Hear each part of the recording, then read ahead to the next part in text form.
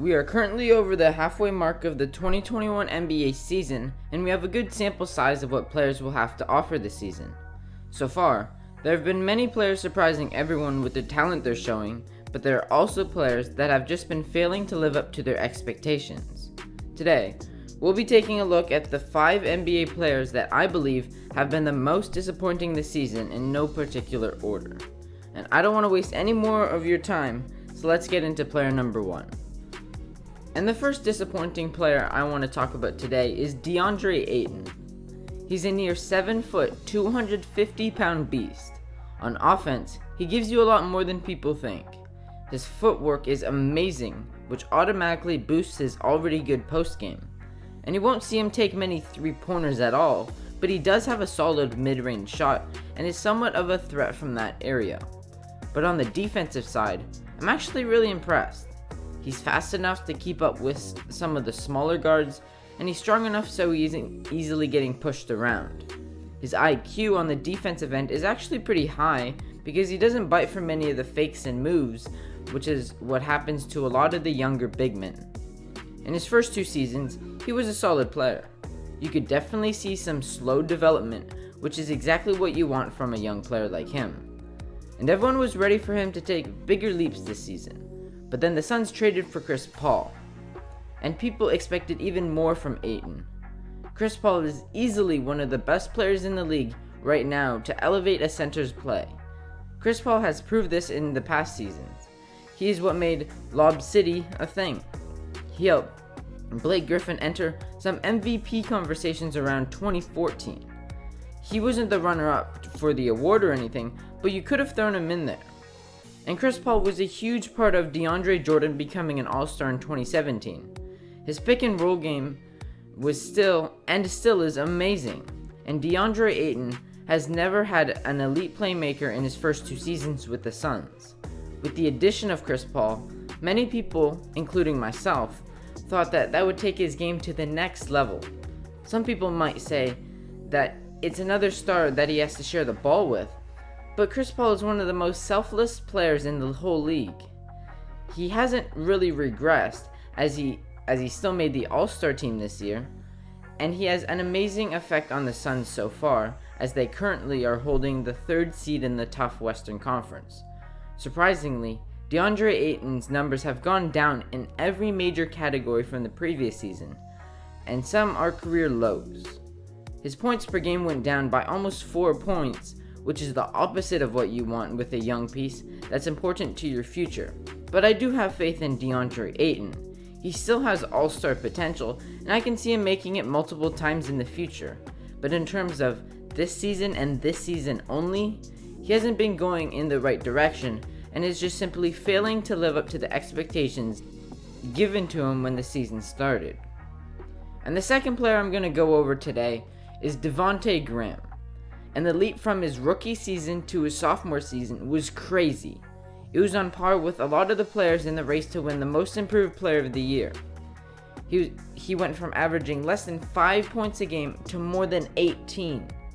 Although his field goal percentage was very low, his 3-point percentage was so good it was actually better than his field goal percentage. And he wasn't just some catch and shoot player, and that's why his shooting from deep wasn't flawed. He took 9 attempts a game, and a lot of them were off the dribble. But now this year, we expect for him to play a similar caliber of last season's. He is a young player that should slowly elevate his game, but they also drafted LaMelo Ball. Now you have 3 players all fighting for minutes in the 2 guard spots, Rozier, LaMelo, and Devonte'. Except, it isn't exactly what it looks like. For almost the first half of the season, Devonte' Graham had the starting spot, and his minutes per game took a 4 to 5 minute dip, but that doesn't change things too much, even if you are looking at his per 36 numbers. In almost every category, his numbers have gone down. His points per game went down by 5, his assists are down by 2, and his rebounds went down by 1, and his efficiency went slightly down from all major shooting categories. Even with the addition of Gordon Hayward and LaMelo, his play should at least be close to his production from the season prior. But what I don't get is how his efficiency went down. LaMelo Ball is a great playmaker to help give him some better looks, and Gordon Hayward and Rozier attract attention, so there's less defensive pressure on him. He's 26 years old, which is older than what many people think, but he still has time to bring his play back up. And the next player I want to mention is Blake Griffin. He went from winning Rookie of the Year, jumping over cars in the dunk contest, having some of the best dunks in history, and being a huge piece in the LA Lob City era, to now he seems like a role player. At one point, he was putting up 24, 10, and 4, and some people had him in their top 10 players in the league. But as he got older, he began to shoot the ball more, and wasn't really attacking the rim like he used to, especially in Detroit. But in 2019, he bounced back, and was playing great. He made the All-Star team for the first time in 3 years, and many people thought this was a resurgence to his career. But he suffered a left knee injury in the beginning of the 2019 offseason and had to sit out for the first 10 games of the season. He did have a down year, but people still had hope for him because he had just come off an injury. And this was supposed to be the year where we find out if he bounces back or if his career is going more and more downhill.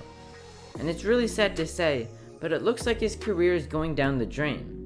This season, when he was in Detroit, he looked like a role player.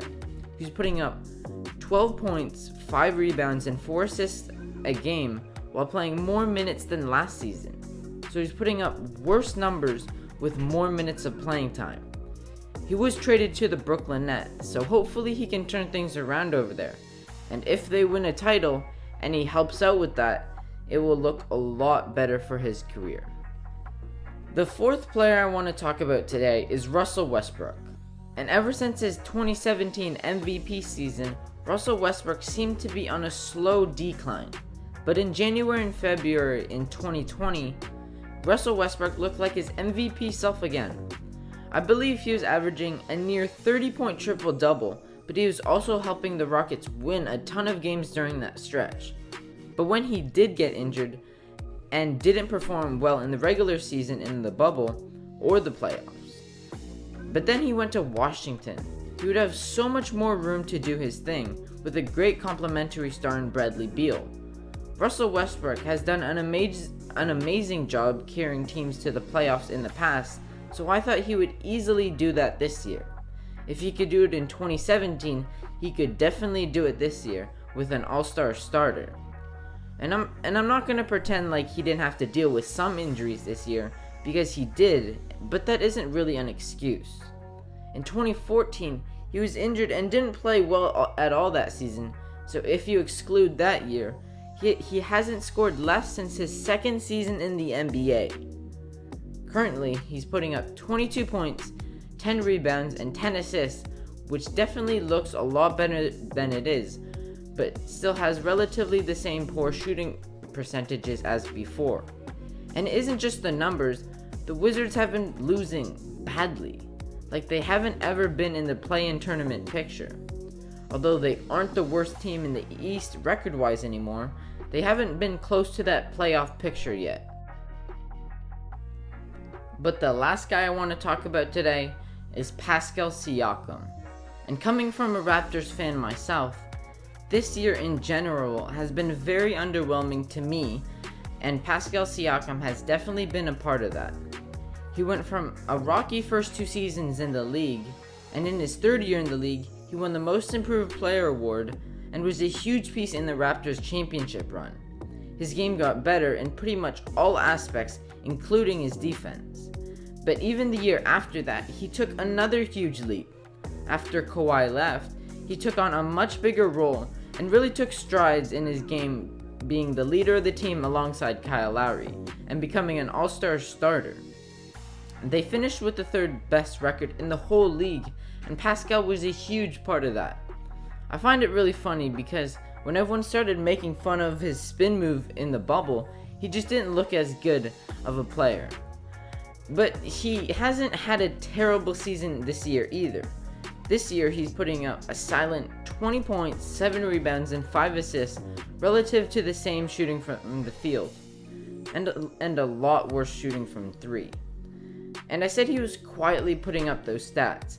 That's because the Raptors are known for the past 7 years or so as a great regular season team, and this year, that's not the case. I'm positive they make the playoffs this year, but currently, they're sitting at the 11th seed in the East, and he went from being an all-star last season to not an all-star at all this season. But hey, he's only 26 years old, and I'm not worried too much about him. I'm confident he'll bounce back, whether it's the remainder of this season or even next season. But in terms of his play this year so far, he has been really underwhelming. And that's it. Those are 5 players, in no particular order, that I personally think have been the most underwhelming so far this season. But I definitely hope all these players I mentioned today turn things around. Just because they aren't living up to their expectations given to them so far, doesn't mean it has to stay that way. And I hope you enjoyed today's video. Let me know what you think in the comments down below. Subscribe for future basketball content, and thank you for watching.